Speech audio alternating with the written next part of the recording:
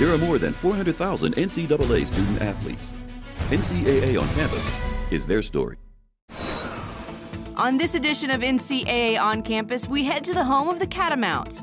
The University of Vermont is the defending NCAA ski champion. It was their 6th national title, but the first since 1994. Kate Ryley, a sophomore last season, led the team with a win in the slalom. There was not one point that week where I was in the start gate and didn't believe I could win. Kate is a business administration major with a 3.7 GPA who is perfectly suited for the life of a student athlete. I love being a student athlete. I love being busy. I love staying busy. But thinking sometimes gets in her way on the slopes. During my downs, I definitely freak out. I'm like, oh my God, I've lost it. I'm not a good skier anymore. Like, how did this happen? Kate and her Vermont team defend their NCAA title March 6th through the 9th, just 45 minutes down the road in Middlebury, Vermont at this year's NCAA Championships. To tell us more, here's freshman skier Dom Garand. Welcome to Burlington, Vermont, the largest city in Vermont, the happiest small city in America, and located in the healthiest state in America. You can look it up. Our university has been around since 1791, and we have about 10,000 undergrads. If you're wondering about our mascot, the catamount, it's similar to a mountain lion. Scientists say it's been extinct since 1891, but if you ask some of the locals, they still see it. UVM stands not for the University of Vermont, but rather Universitas Viridis Montis, which is Latin for the University of the Green Mountains, and Latin for fabulous skier might be Catus Ryleyus, or in English, Kate Ryley, our NCAA champion. Going into the championships last year, I was probably skiing my best the week before. And I think that's partly why I did so well. I had a lot of confidence. My mind was sound. I wasn't thinking about much. I just was really feeling out my skiing. And there was not one point that week where I was in the start gate and didn't believe I could win. Kate just out-skied everyone. She just, you know, a lot of the girls were going into the rut and T-boning the rut. And Kate just, you know, put her foot in it and rode it and actually used the rut to create speed. Probably one of the most dedicated athletes on the team. She's always out there every day working on her technique, and it's something we all aspire to be that focused. Her body language is that of just putting it all on the line, and she takes risks, but in a way where she's never really out of balance. She has a good sense of speed. She's very aware of what her body is doing, and when she can focus on one or two key things to help her go fast, then she's really good.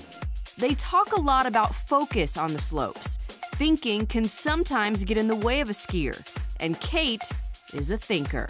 The mental part of skiing it's about 80%, I'd say, 75–80% of ski racing. You can have the talent, you can be physically fit, but if you don't have the head, if you don't have the mental capacity to really deal with pressure and deal with those ups and downs, the other stuff doesn't really matter as much. My coaches definitely help me out. They totally ground me. They know when I'm taking it too far, when I'm completely overthinking, which I tend to do a lot. They'll definitely bring me back and tell me to keep it simple. She's a very talented athlete, but she's also a thinker, and she also puts a lot of pressure on herself and is very critical of herself. So specifically in her case, we just try to keep it simple with her and give her one thing to focus on and try to get out all the extra noise that she has going on in her head. Kate grew up in Toronto, started skiing when she was 2, and joined her older sister Meg on the Vermont ski team. I'm surprised she never won a title because she's, I think, far more talented than I am. And having an older sister who ski raced definitely pushed me to want to be where she was at. So I can probably thank her for my win, part of my win last year. Most people go skiing for fun, but for these athletes, it's also work.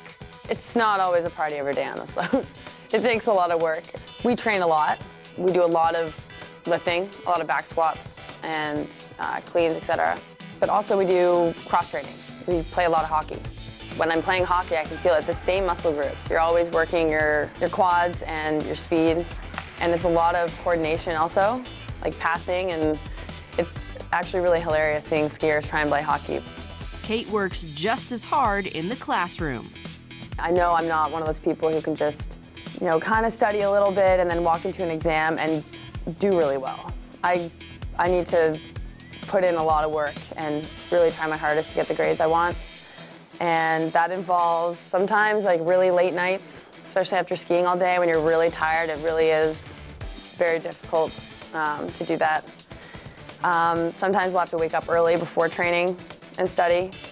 The NCAA championships are March 6th through the 9th in Middlebury, Vermont, not too far from the home of the Catamounts. They are the defending champions, but know how hard it will be to repeat. We don't talk about repeating at all. We talk about the little things that make us go faster, and we just focus on the things that we work on day to day and just put the result out of our mind. Obviously, the target's on our back this year since we won last year. We'd all love to repeat again, but skiing's a funny sport and anything can happen, but all we can do is go out there and ski as hard as we can. Skiing has a lot of ups and downs. It's not a smooth road for anyone. I mean, if it was, it'd be completely abnormal. There's always a high point to your season and there's always a low point to your season.